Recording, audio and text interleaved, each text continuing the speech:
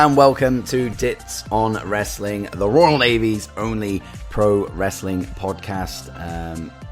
I'm not even probably anymore. As per Rob's instructions from last week's show, probably is gone. I'm now the official Royal Navy wrestling podcast. I just want to get this out there straight away. A big apology to anybody that was looking forward to the return of DOW Draft That. I was supposed to have the boys from Headlock Talk on the show today. Yesterday, in fact. It is now Monday, so we've gone past the Sunday usual release window. And we've double dipped with Dits versus Josh on a Monday. They were supposed to come on and we were going to do a triple threat gimmicks DOW Draft That show. And it would have been really, really good. But unfortunately, not just me, my entire family have been hit by, the thing that's going on in the world. You might know about it.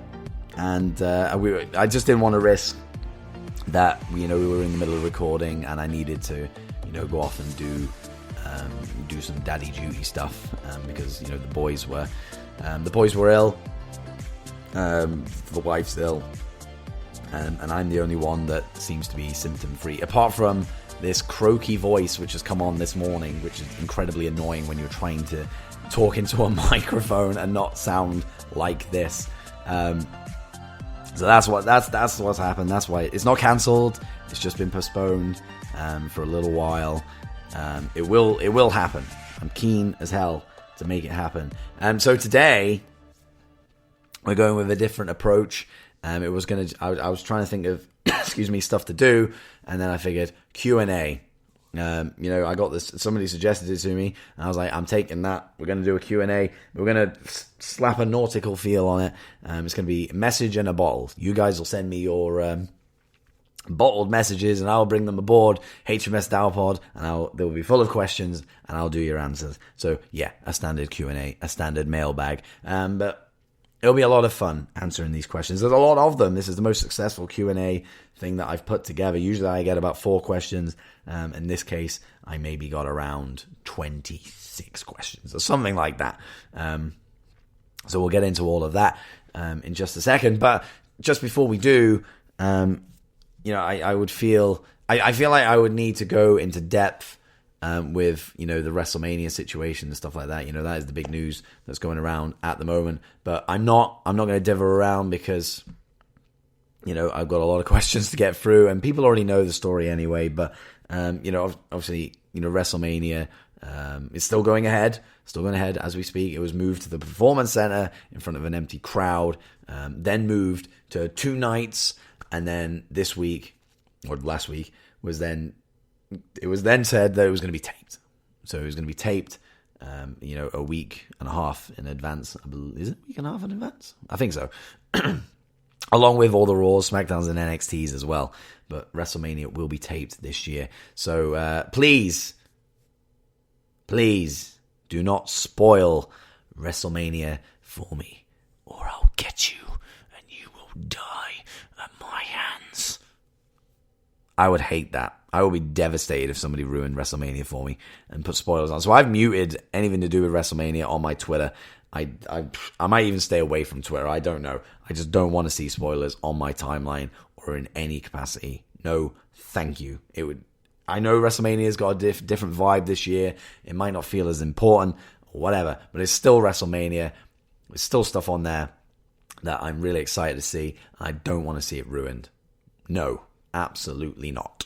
So I don't really want to delve into it, in any depth because we'll be here for ages, and that's not what this episode is all about. Originally, that's probably what it would have been about if I didn't come up with the Q&A side of things. But that's kind of a situation we're in because of how messed up things are at the moment.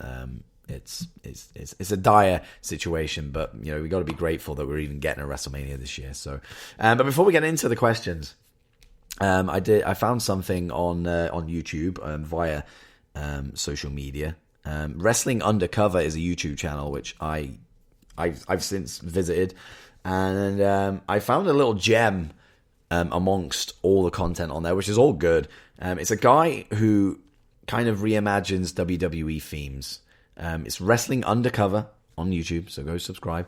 And And I found one that is the Brood theme in the style of the Stranger Things theme song. Here it is. Check it out.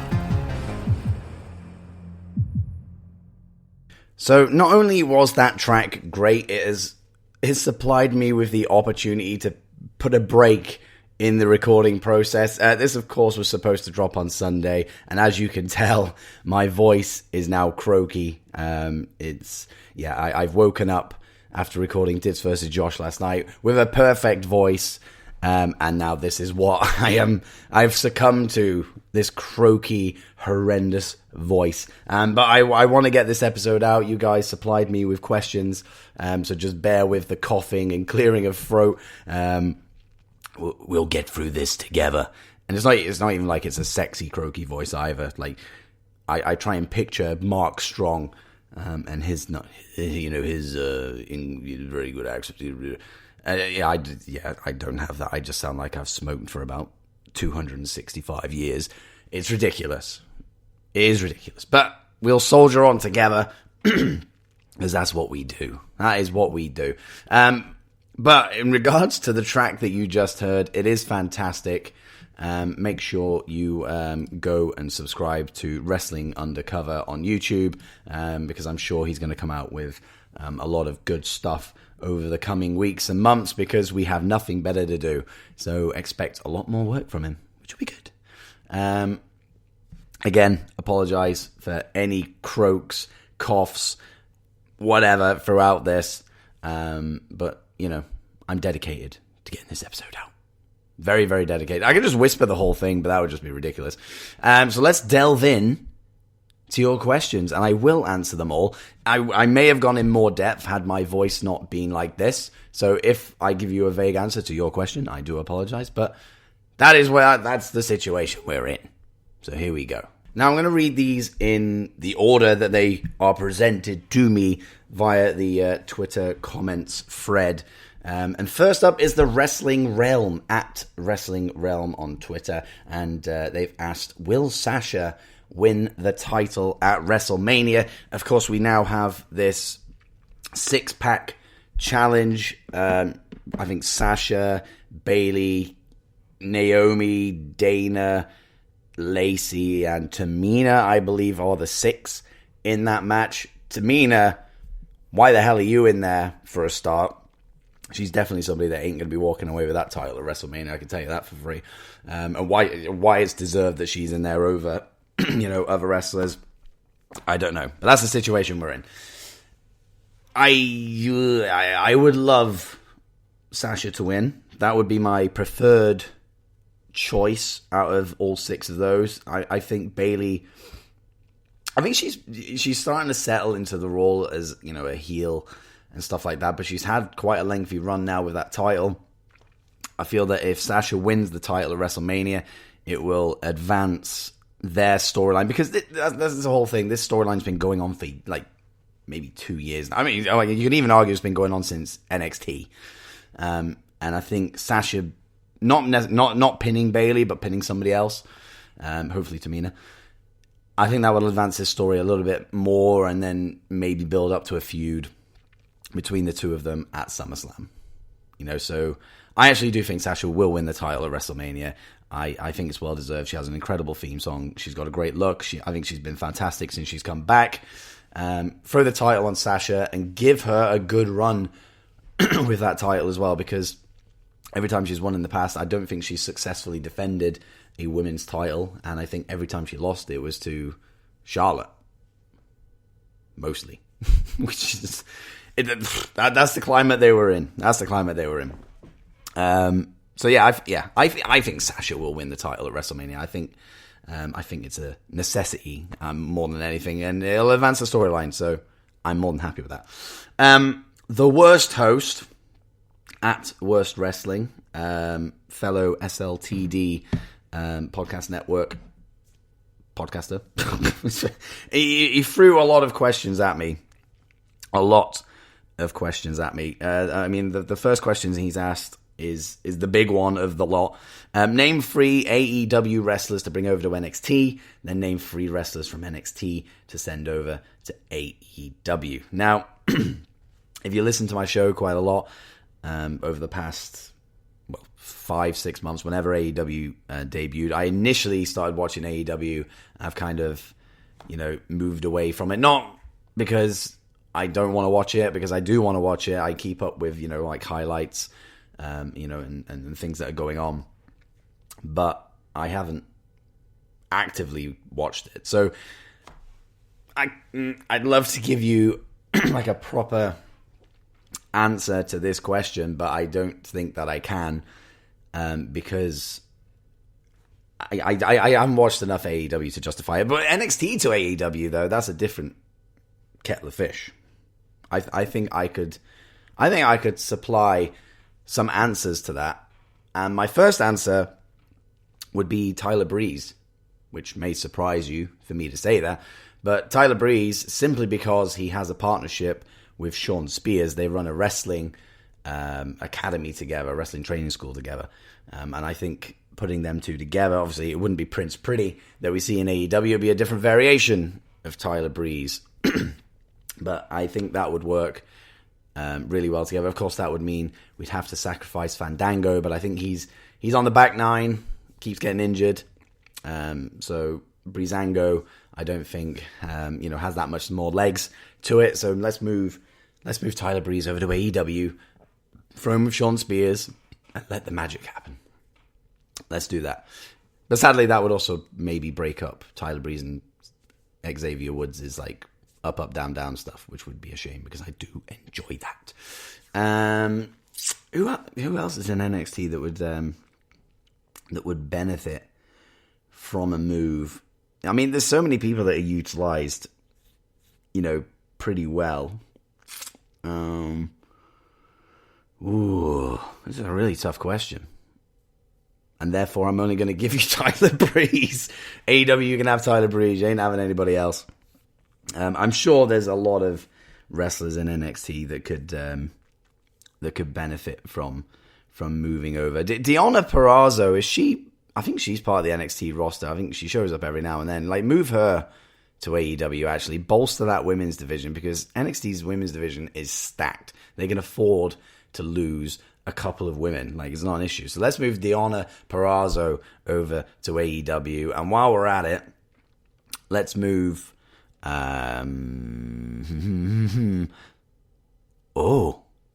let's move Mercedes Martinez across as well. I know she's just signed for NXT, but she'd be great in AEW. That's kind of the thing that they're after. So throw her over there. So there you go. Tyler Breeze, Mercedes Martinez, and whoever else I just said. I don't remember. Who did I just say? Who did I just say? That is insane. Deonna Purrazzo, there you go. Jesus Christ, this is the standard that this episode has hit. Wow. Drink of water. I'll play intermission music every time I take a sip of water and cough, because you don't want to hear that down the mic. So next question from the worst host. The whole list of these: beer or liquor? Beer. Favorite drink? I'm assuming that crosses the whole spectrum of alcoholic, non-alcoholic. But my favorite drink, I'll give you one actually. I'll give you one for alcoholic, and I'll give you one for the other. So alcoholic, my favorite drink is a Miami Vice slushy cocktail. It's like a mixture of a strawberry daiquiri and a pina colada. It's fucking lovely, refreshing, amazing. Lived off them on my honeymoon in Mexico. That's my favorite alcoholic beverage. Favorite non-alcoholic beverage is a Fanta Fruit Twist. Can't get enough of that. Fanta Fruit Twist, I would drink that all day, every day. I wouldn't have any teeth, but you got to take sacrifices in life sometimes, haven't you? Simpsons or Futurama? Two answers to this question. Simpsons when I was a kid. Futurama now. Simpsons, I used to watch that religiously every single day. I must have watched maybe 15 to 20 episodes a week. I haven't watched Simpsons for years. I know they're still going strong. Well, no, I'm saying not strong. I don't think they're as well received, as well acclaimed as they used to be, but they're still plowing on. But I used to watch them religiously when I was a kid. Futurama I also watched as a kid, but I just wasn't as into it. I liked it, and I did watch it, but I wasn't as into it. And now I'm older. I don't know. I think Futurama kind of caters more to my kind of psyche. You know, I really enjoy Futurama. And Bender is a great character. I love Bender. And in fact, I love all the guys in Futurama. There's a vast amount of great characters in Futurama. So Simpsons as a kid, Futurama now. Frozen or Frozen 2? Haven't seen Frozen 2. Seen Frozen once. And I saw like a show at Disney World a month or two back. Oh, I'm working from home. So that was my laptop shouting at me that I need to do work, but screw that. So I'm going to have, by default, I'm going Frozen. N64 games, WCW Revenge or WWE No Mercy. WWE No Mercy gets the win there. However, WCW Revenge, was that the night that like WCW NWO Revenge, I think it was fantastic. It was fantastic. So that's a very close second, but No Mercy all the way. I love that game. Football or football? Now, because Justin of the Worst Wrestling Podcast, that's the name of it. I'm not describing it as the Worst Wrestling Podcast. That is the name of the show. I'm going to assume that because Justin is from America, he's asking whether it's American football or football. You know, like European football, like normal football, as I would call it. It is football. It's not soccer. It's football. I guess football. I don't know how many times I can say that and make it sound any better. Football. As long as you're kicking a round ball with your feet, that is what I prefer. Big football fan. Manchester United, all the way. Woohoo! And then finally, are we going to record? Yes, we are. Absolutely, yes, we are, because we attempted. He's been on the show before. We attempted to record something on his show, but technology really messed us up. So we were unable to finish recording. So we'll revisit that at some point, Justin. That is a guarantee from your boy Dits over here. Foul Original at Foul_Original, great guy. Ash Marmite, thoughts and feelings, please. This is a very, very easy question. Marmite is labeled with the you'll love it or you'll hate it. In my mindset, it's you'll love it or you can fuck off. Like, I love Marmite. It is amazing. I used to live off the stuff, probably whilst I was living off The Simpsons at the same time. Marmite on toast, give me that any day of the week. Don't really eat it as much as I used to these days, but I will happily smash in a Marmite sandwich or some Marmite on toast or some Marmite crisps, Marmite rice crackers. I think they've got like peanut butter Marmite out now in the UK. I don't know if that's the same anywhere else. Give me Marmite. I would lap that stuff up. Headlock Talk podcast. and they are at Headlock Talk. You should be hearing their voices on this episode, as I alluded to in the intro, but sadly, this is my situation, so postponed. So it's good that they've got a question in, because they're here in spirit. They've asked Daniel Bryan or Bryan Danielson, and I'm going to assume that is, do I prefer WWE Daniel Bryan or indie Bryan Danielson? And for me, I've seen, I mean, I didn't really watch the indies back then when Bryan Danielson was a thing, but I've since watched quite a few of his matches. I think one of the standouts actually was a match with Brody Lee at Dragon Gate. It was incredible. It was kind of like seeing Daniel Bryan, as I knew him, you know, through a different set of eyes. It was weird. It was great, which is always the benefit of going back and seeing like the indie portions of these wrestlers' career who come through WWE, because you know we're so blinkered into the WWE way, the WWE characters that these wrestlers become, and we forget about the indie stuff, or we ignore the indie stuff. And I think it's worthwhile, you know, if you're listening to this and you don't go and do that, like, please go and do that, because you know Kevin Owens, when he was Kevin Steen, had some amazing matches, like in the likes of, you know, Ring of Honor with El Generico, who is now Sami Zayn. That's where their whole feud and career-long rivalry began. And there's some incredible matches there. Some of their ladder matches are brutal and amazing. So do yourself a service and go and check that out. You got all the time in the world now. Go back and check all that stuff out. But out of the two, I would say Daniel Bryan, because, I mean, the obvious one is because that's who I know more of. But I think the Daniel Bryan side of things influenced so much. You know, whether that just be part of the WWE machine where they manufactured this whole thing, or if it was as organic as I perceived it to be. You know, Daniel Bryan kind of opened doors, you know, for the smaller guys to start breaking through. Like, how many guys have been successful, you know, off the back of that lengthy push from the fans? It wasn't a push from management, it was a push from the fans. We pushed and pushed and pushed, and got him there. WrestleMania 30, which I think aired on ESPN last night or this week. I'm pretty sure it did. You know, he won the world title, beat Randy Orton and Batista. Great moment, great match, and I think that is what, you know, opened so many doors for these, you know, I air quote here, smaller guys. So it's Daniel Bryan for me. I think, you know, from an influential point of view, like Daniel Bryan, absolutely. But that's not to discredit what he did on the indies, because he has a very, very good, very, very great back catalogue. So go and check all that out. Sharon H at Shazzle_Dazzle. If you had to listen to one wrestler's entrance song on a constant loop through headphones for 24 hours straight, which one would it be? Now, this is really tough because I like a lot of theme songs. And I do listen to a lot of theme songs on loops. To be fair, when you get a new theme song, especially recent ones by CFOS or CFO, whatever you want to call them, they're looped heavily. I think you hit the 50 second to minute range, and then it loops for about 4 minutes. And, you know, I'm going to surprise you with this, because I like so many, but for some reason this is the one that's just popped into my head. Curtis Axel, Reborn, I believe it's called. It's kind of like a morphing of a new theme and his dad's theme, and I honestly think it's brilliant. Like, I've listened to that thing so many times.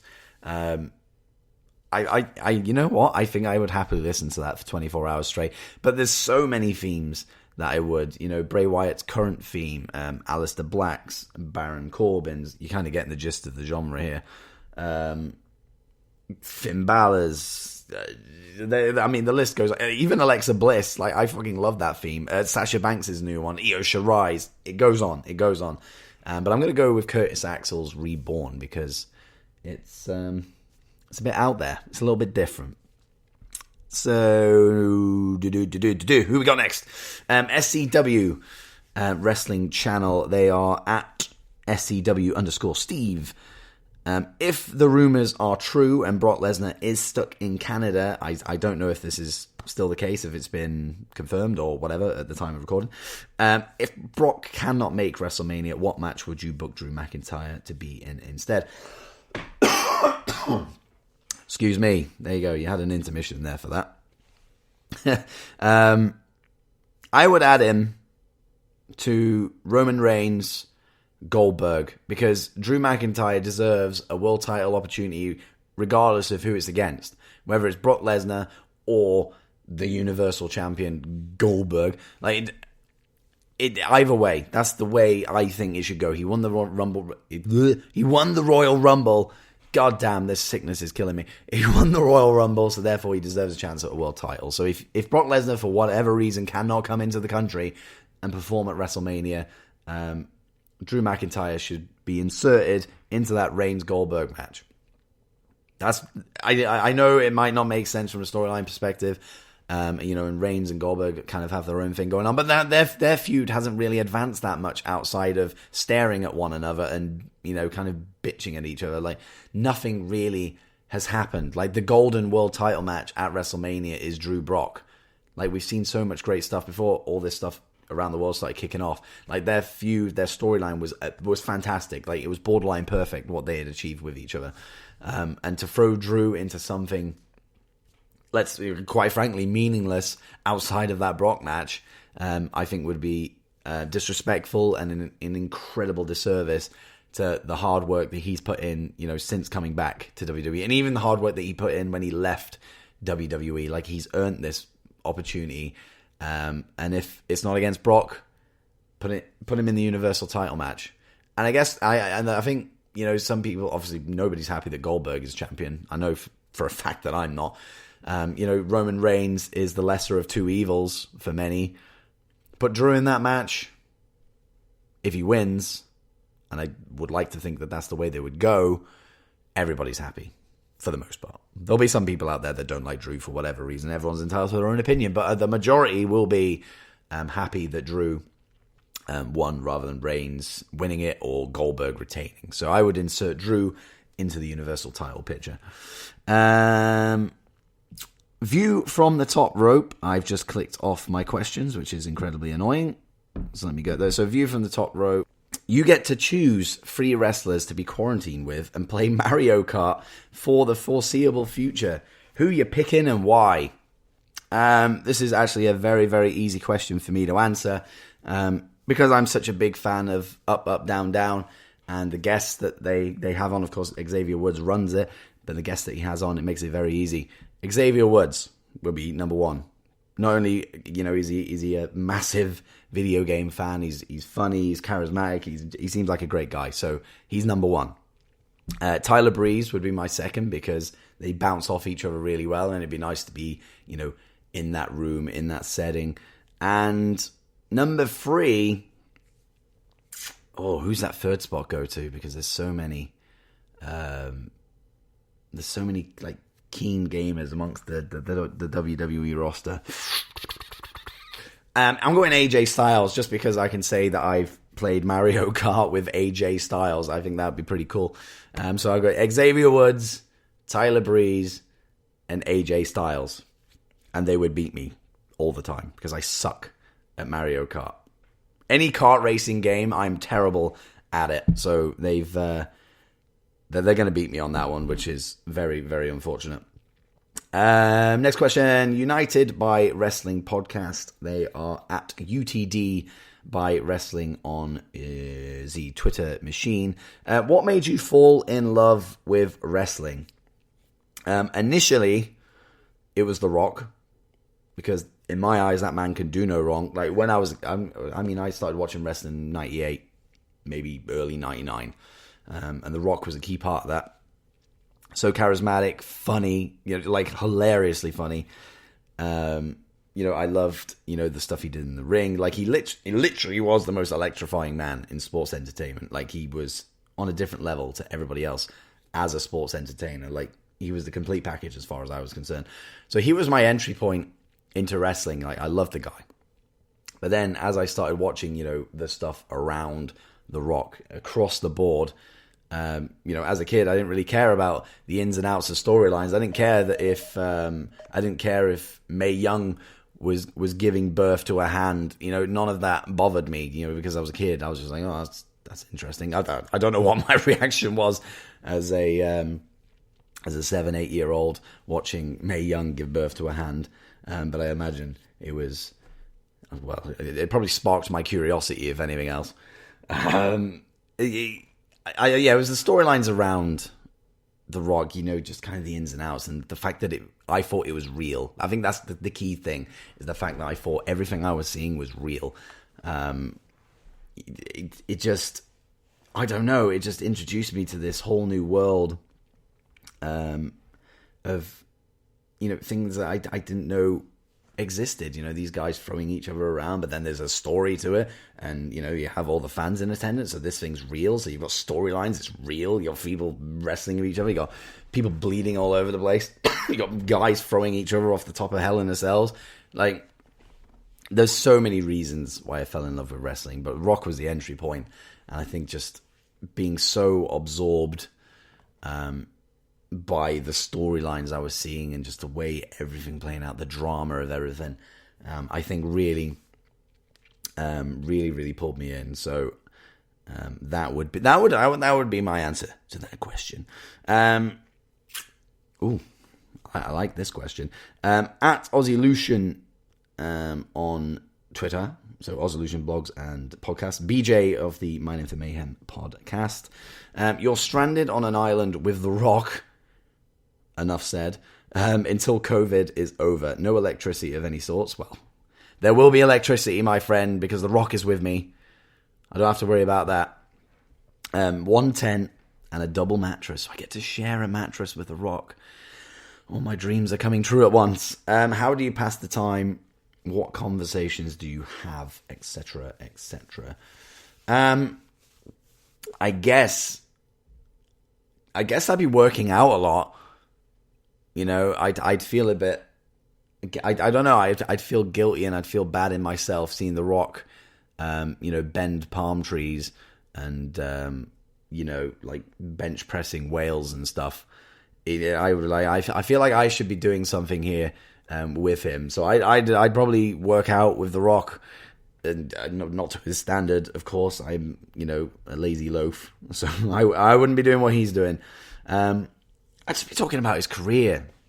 And yeah, I think The Rock is such an interesting guy. Like, he's not let fame go to his head. Like, he's had this career in wrestling, a successful career in wrestling. Then of course he's gone on to do movies, and he's still humble. Like, you see all of his Instagram videos where he's addressing us, the viewer, the fan. And he just seems so humble every single time. Like, he just doesn't seem to have a bad bone in his body. I mean, we don't know what happens behind closed doors and all that stuff. But, like, he just seemed... He's a great guy. And I talk about that. I talk about his career. I'd probably get some inspiration. If we ever get off this second island, God knows how long this thing's going to go on for. I feel I would come away a better person having been with The Rock. And I'd also get him to teach me how to do some wrestling as well. Because why not? We got nothing better to do. We got a double mattress, so we've essentially got a ring. He can bend some palm trees down, so we've got some ropes. So, yeah, we do some wrestling on the double mattress. Nothing sexual, obviously. Just purely, purely wrestling. Not sexy wrestling. Nothing like that. That'd be a bit weird. And I'd fear for myself if me and The Rock got into any kind of sexual kerfuffle. There's an image for you, people. There is an image for you. Oh, Jesus. Wow. That's where that went. But there you go. That's my answer. Mags all pods. Magsy at Dej Kirkby on the Twitter. What are 3 things about Dits that we don't know? My easy answer is now gone because it is obvious that I am in the Navy. I plug it. every single week. It is my gimmick at the moment. So you already know that. But before I joined the Navy, I was a shit gardener. My best mate's mum, did some gardening, and she roped me in. £6 an hour it was. So I was like, I'll take it. I'll do it. Cash in hand. Happy days. And then I'd go and, do people's gardens terribly. I was really bad at it, but for some reason she kept bringing me along because she wanted the help. It wasn't, I don't know how I lasted as long as I did doing that. But an interesting fact, so there's one straight away, being a gardener. And number two, and bearing in mind, I'm just going off what she told me. We went and did the garden, and it was a beautiful garden of I don't know his name, the drummer from the band The Hollies. We went and did his garden, and that was mostly why I did mowing. That's something I could do at a satisfactory level. That was about it. I was still clipping edges though. I'm still terrible at mowing. I'm still terrible at anything practical. So again, why are you hiring me? Let alone hiring me to do the garden of the Hollies drummer. I don't think he would be happy if he knew that I was coming. And he certainly wouldn't be happy if he knew this. When we went there, I was in before we'd even got there, I was like, I really need the toilet. Not one, but a twosies. I needed twosies. And I just plowed on. I thought, I'll get through it. We'll leave this garden in a couple of hours, and then I can go and do my business somewhere. Thankfully, he had a wooded area in his garden, and we had toilet paper in the car. I don't know why there was toilet paper in the car. I guess for wiping things down or whatever. I'd imagine there'd be better things to use to wipe things down, but there was toilet roll in the car. So I went and grabbed it, and I proceeded to shit in the drummer from the Hollies. I proceeded to shit in his wooded area in his garden, and then kind of buried it under leaves. So there you go. I was a gardener, and I also shat in the Hollies drummer his garden. So there you go. There's a random fact.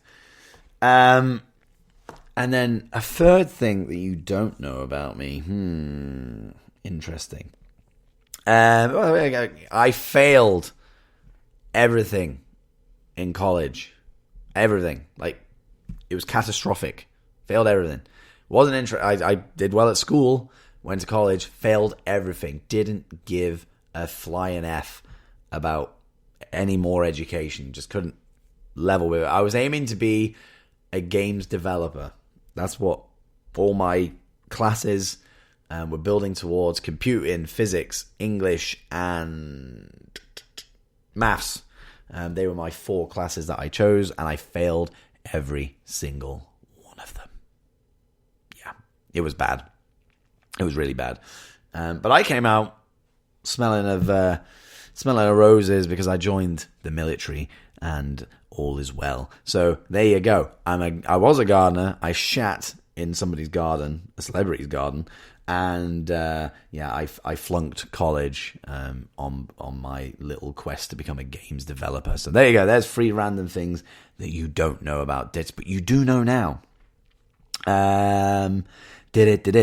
Who we got next? We got Matt G, aka Brother Black of the Brotherhood. There we go. Got the end of that. At illustrious MG40 on Twitter. He's asked, "What's my take on the Braun Strowman situation?" I think it's a bit ridiculous, to be honest. And I think he contradicted himself with another tweet he put out a little bit later. If you're not aware, I forget who originally put the tweet. It was on Instagram. Whoever put the post up originally, basically just saying, support indie workers during this period of time, whether that's buying merch or whatever. And then Braun kicked in saying, you shouldn't be begging for money in these situations. I showed up to WWE with $100 and a Kia Ceed or whatever it was, whatever car he drove. I don't know. I don't know what he was trying to accomplish with that comment, especially in a public forum. Like, you just keep it to yourself. You've done yourself no favors. And of course, then Braun has gone on a blocking spree to anybody that that's kind of opposed that view. And there's a lot of people that have opposed that view of him kind of criticizing whoever it was that put the post up, for kind of just saying, look, help me out. This is our this is our life. This is our job. Bookings have been cancelled left, right, and center. We kind of need an income from somewhere. And then Braun's come in saying, well, if you couldn't hack it, maybe you shouldn't have been a wrestler. Maybe you should go get a proper job. Essentially just a big F you to any indie worker. I don't know if Braun was ever on the Independents. I don't know if he was. Excuse me. I don't know if he was. It's just a ridiculous thing to come out with. It really was. Like, such an arsehole thing to come out with. And of course, Braun listens to this podcast on the regular, so I will definitely be blocked by the time he listens to this. It's just silly. Terrible timing. Don't know what you were trying to achieve with that tweet, Braun, but, Instagram post. You're a bit of a dick for saying that. And it's annoying because I liked you as well. I guess I still do, but just don't go around saying stupid shit. Especially in your position at the moment as well. You're hardly fucking flying high in WWE right now, are you? Who else we got? All these questions have like jumbled up in this thread now. It's weird. Get Show Wrestling Podcasts. Yes. The at Get Show podcast on Twitter.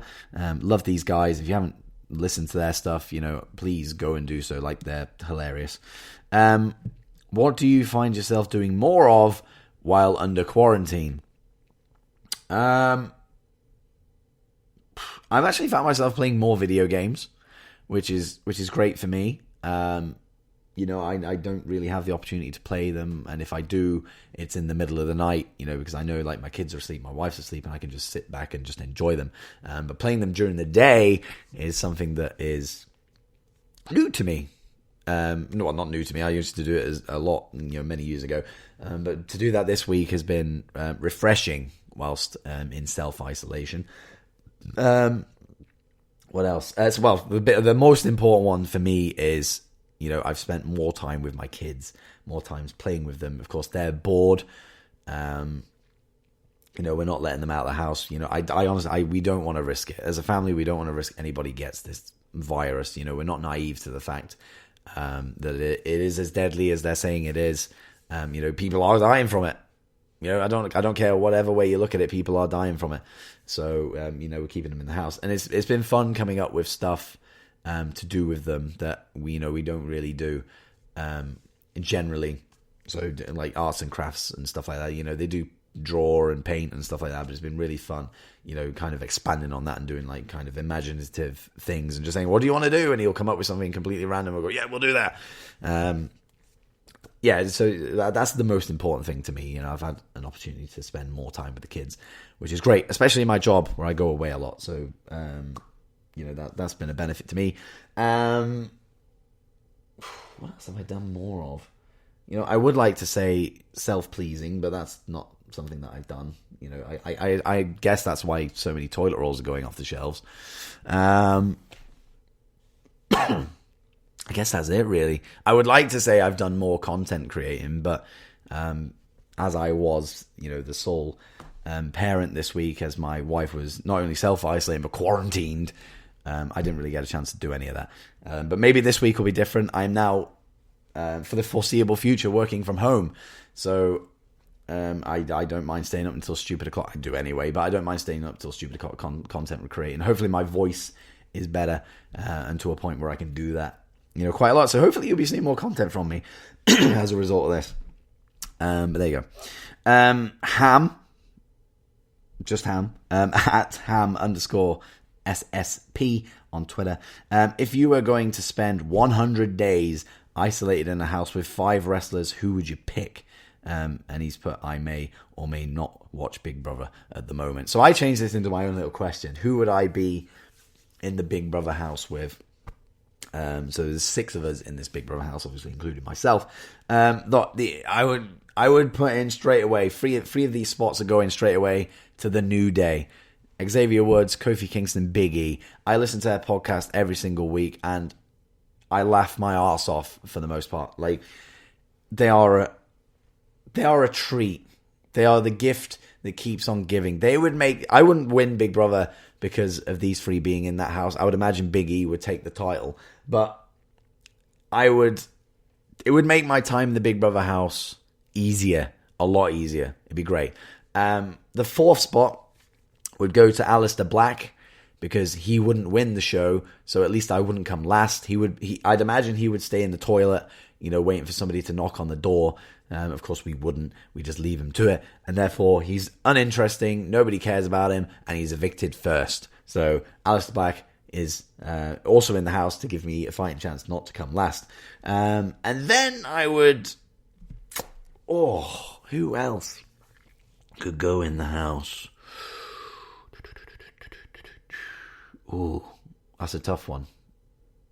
Ooh, who goes in the house? I'd bring Drew McIntyre in. I would bring Drew in. It'd be nice to have somebody British in the Big Brother house with me. I think his personality, especially in the last couple of months, has shone through. We're seeing a different side to Drew. In interviews and stuff, that kind of stuff shines. But obviously, as a character in wrestling, we haven't really seen that until the last couple of months. I think Drew's, fantastic. He's not an arsehole. He's a good guy. Let's get him in the house. So New Day, Aleister Black, so I don't come last, and Drew McIntyre would join me in the Big Brother house. That'd be great. We should do it. At some point, they should do a wrestlers Big Brother. It will never happen, but let's make it happen. Let's do it. It'd be great. It'd be great fun. I know they did Legends House on the WWE Network, but that didn't really count, and by all accounts, it was terrible. Pro Wrestling Weekly UK, their handle is at PW Weekly UK.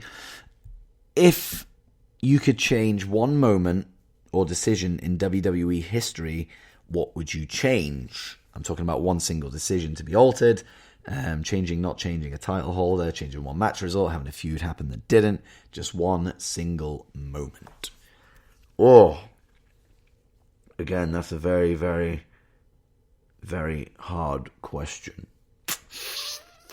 Yeah, there's so many moments that I would love to see change, and it seems to happen every once in a while. A big one for me would, I know you've said one, but I'm going to name a few because I would struggle to name one. I think one of the big ones is Goldberg coming back and beating Kevin Owens for the Universal title. I think that really stunted the progression that Kevin Owens was going through at that time. It was a stupid thing, and we've seen it again this year with The Fiend. Why are you bringing him back, and why are you giving him a belt? It's ridiculous.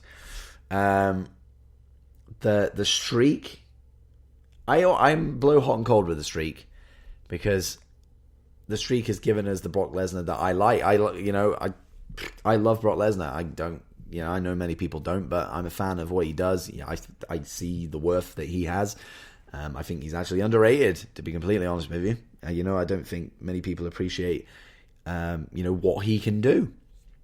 And that's, he was the badass, beating everybody up and all that kind of stuff, before beating the streak. But I think, that was kind of the catalyst for, the dominating years, shall we say. But on the other hand, it would have been nice for the Undertaker to, have just maintained that winning streak. Just now he has that blemish. He could have been. He's legendary anyway, but I feel that they built it up so much that nobody should have beaten it. It got to that point.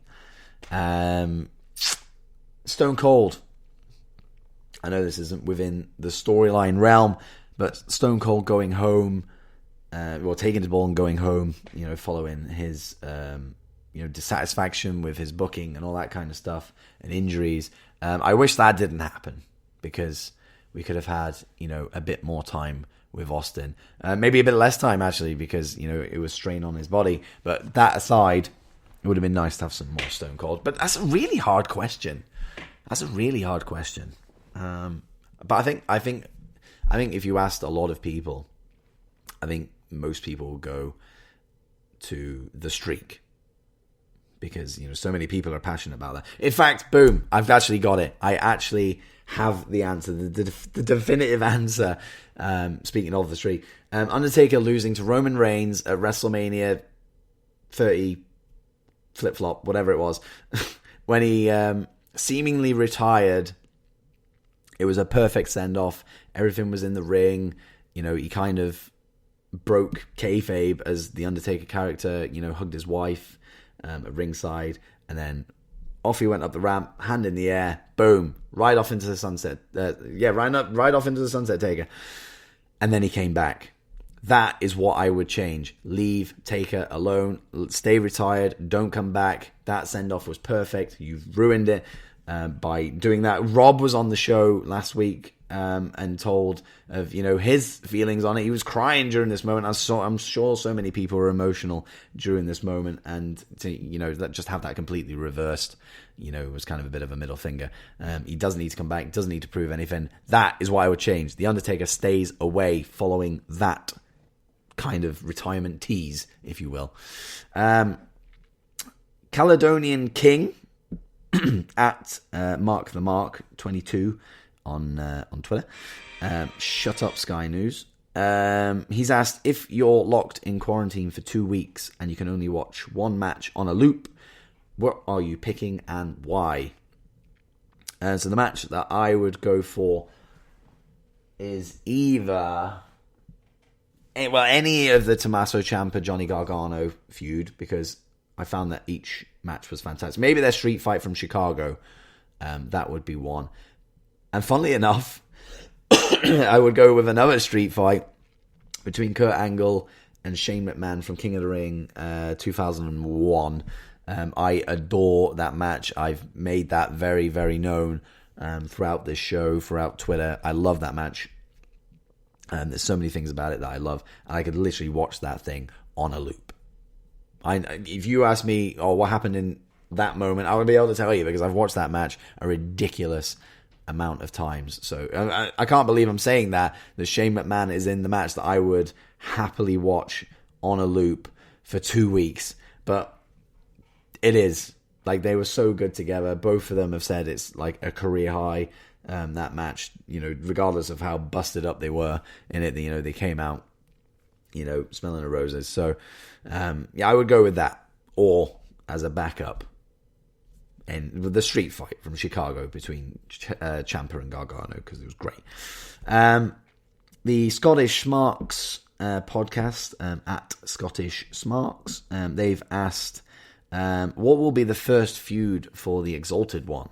And will Matt Hardy be broken for his entire AEW run? Again, I mentioned it earlier, my AEW knowledge is not great, but I'd imagine Brody will be feuding with members of SCU. That seems to be the natural thing to go here. They've had their whole thing going. The Dark Order, SCU, have been interlocked for a while now, and now Brody's shown up. You're probably looking at Chris Daniels as his first opponent, and then just work his way through SCU. But Scorpio Sky would be a great match between the two of those. So if we can eventually get to that, thumbs up from me. Matt Hardy, will he be broken for his entire AEW run? Yes. I think it's become clear that it's his favorite kind of character that he's had in his career. I can see that just by the way he is. He loved it when he was in TNA, and then the odd times he was on the independents during that period, having that gimmick, and now he's gone back to it. It's clear, that is what he wanted all along. He went to WWE, eventually did become Woken, but it didn't really go over that well. And I think now that he's gone back to this broken character, I think this is the way it will stay now until he's gone. It's kind of like a twist on his, broken character from from his Impact days, TNA days, whatever you want to call that company. So it'd be interesting to see how that goes. You know, hopefully it's like a nice little fresh twist, a nice little reboot to it. Ignore the WWE's attempt at cashing in on it because it's dreadful. If he doesn't stick with this throughout his entire AEW run, which I imagine won't be that long because he doesn't have that much long left, maybe a year and a half, maybe tops. If he doesn't stick with it, I would be very, very, very surprised. Final question. We got to the end.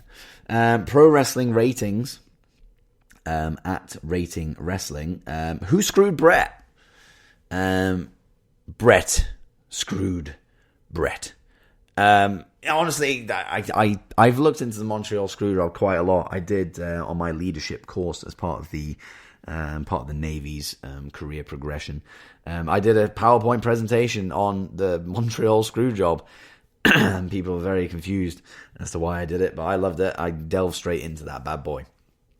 And there are so many moving parts to this screw job. You've got Vince, you've got Sean, you've got, Vince's honchos, Briscoe and Patterson. You've got Brett himself. He's been thrown in the mix. You've got Earl Hebner. It's there's so many people, in play with this whole thing. But ultimately, I think the decision is on Vince. Whether you could perceive it as, he did screw Brett, whatever way you look at it. Some people say it was a conspiracy, and it was all a work. I don't really see it that way. But ultimately, Vince is the one who made the call. It's his company. He didn't want to risk that Brett kind of moved to WCW with that title. He'd seen Medusa do it. So why wouldn't Brett? Why wouldn't he? Maybe Eric's been in his ear. He said, bring the title over. We'll completely mug off Vince and WWF, and that's the way we'll go. I don't know. But Vince did ultimately, like the way I looked at it, and kind of the point I made when I did my PowerPoint was, Vince was kind of backed into. I wouldn't say he was backed into a corner. Actually, that's probably the wrong thing to say. But he was in a difficult position, and he was just trying to protect his company, So did he go about it a incredibly bizarre way? Yes, he did.